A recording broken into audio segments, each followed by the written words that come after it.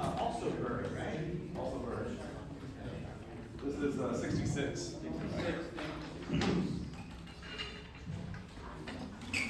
So you're going to perform. Sure. Please stand.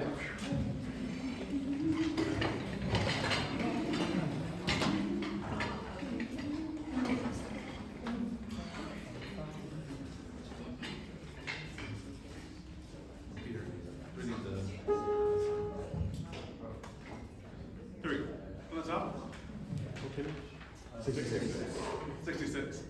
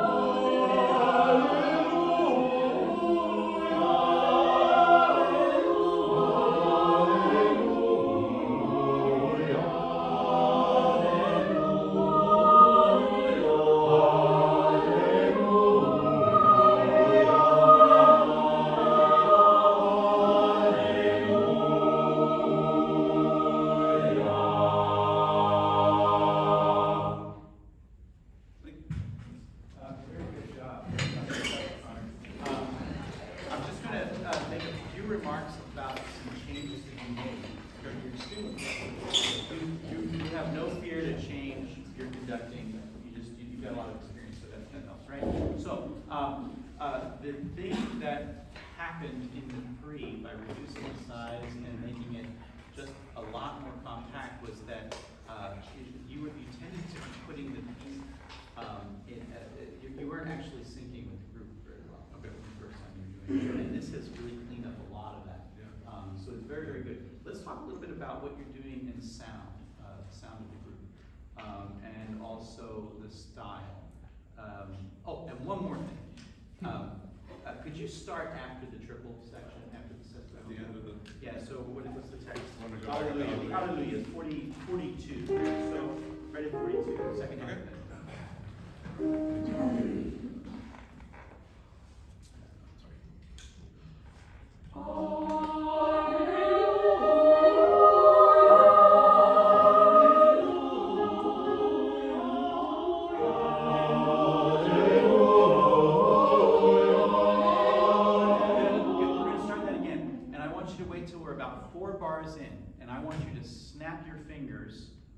Where the beat, the half note beat is starting.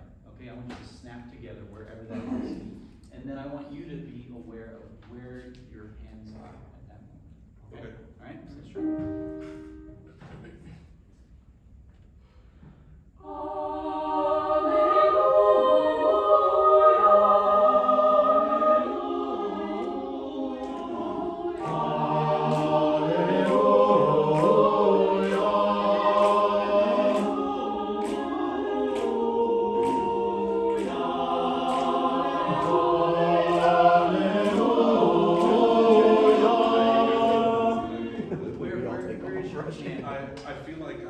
I'm leading my hand with my arm, and so the actual ictus is not clear. Well, it's clear, but you know where it is? Where? It's at the top of the pattern. So okay. when you look at the snaps and listen Yeah. to the video, it's at this point that Okay. they're snapping. Okay. Now, you studied orchestral conducting. I did. A lot of orchestral conductors, Yeah. especially from Europe, conduct ahead of the beat. And Right. so like Temur Kanoff, Mhm. like if you hung them upside down, Yeah. they would be at the bottom. Sure. So, but that you know, is frowned upon. You're right. So, but that's one thing to consider. Okay. And the question of proportionality that we were talking about with Anastasia about the proportionality of the beat, seeing the proportion of time in the gesture. It's one of the few gifts that a conductor can give to an ensemble. Sure. And so it's not necessarily anything wrong with conducting ahead Right. visually, as long as you know what's going on. Okay. And those guys do know. They know. Yeah. They know what's happening. Yeah. So the Russians especially conduct like a full Right. beat ahead, almost a full Right. beat ahead. So, but it's just a different style of conducting. So I don't know if the orchestral translation might be part of it. I don't know. Maybe, yeah. I know that at least in my study that was never intended. Okay. And so anything that's come from that has just been. Okay, it's how interesting. it's- Something to think about. Yeah. Okay. Yeah. So the other thing I want to talk about is style. Let's take the. Can I just say one quick thing? So that's what I was trying to get at yesterday. Right, yeah. Without saying that, because I think it has to do with after the ictus, after the point of the beat, you let go and release. Okay. And again, remember that the upbeat is a deceleration. Right. Because what the choir begins to do, as Tim will say, is they start reading that. I mean, they just translate. Yeah. And no one ever Yeah. corrects you. Yeah. Yeah. They'll learn you, and they actually, the amazing thing is how flexible they are.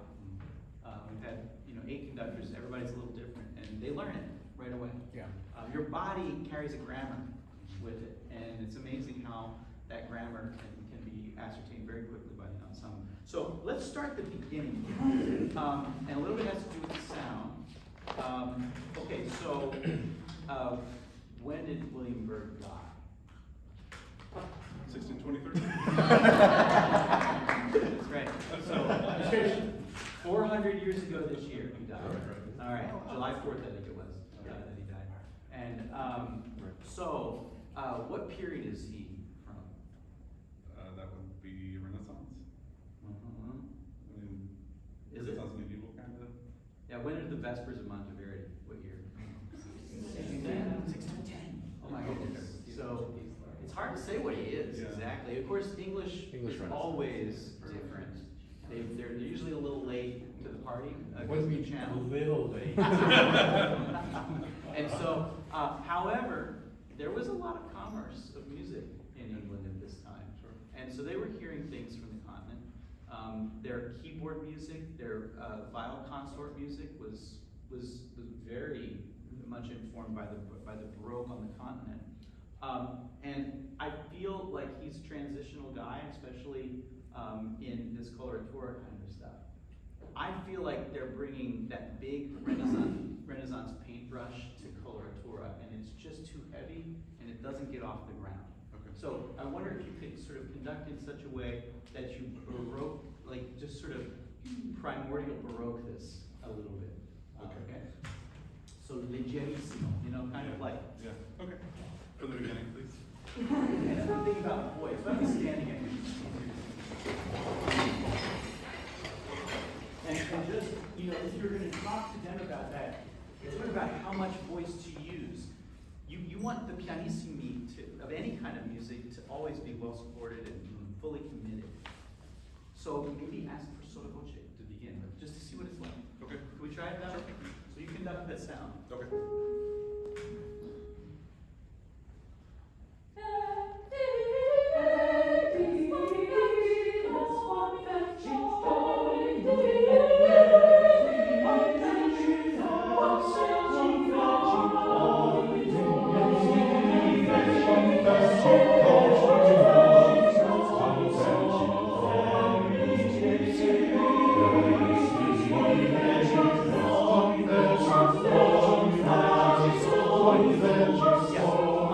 So then, when it turns into a stampede when you clump up as an ensemble, like okay, you're going to give it to us.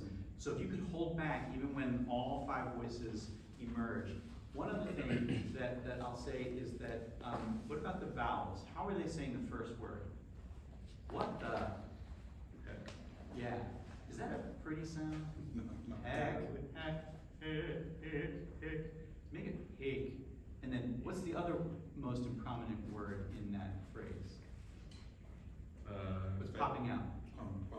Fetch it, that kind of open, neutral, you're getting close to a, and it doesn't have a whole lot of musical quality, so could you close those A vowels to closed A, just to see if you get a little more vocal and timbral integrity to your sound. I'm not impugning your integrity, but I'm just saying, it'll be more musical, it's like playing Colenio, on a Bach sonata.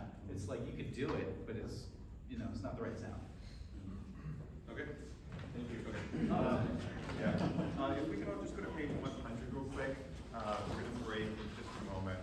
But for the Sanctus and Mr.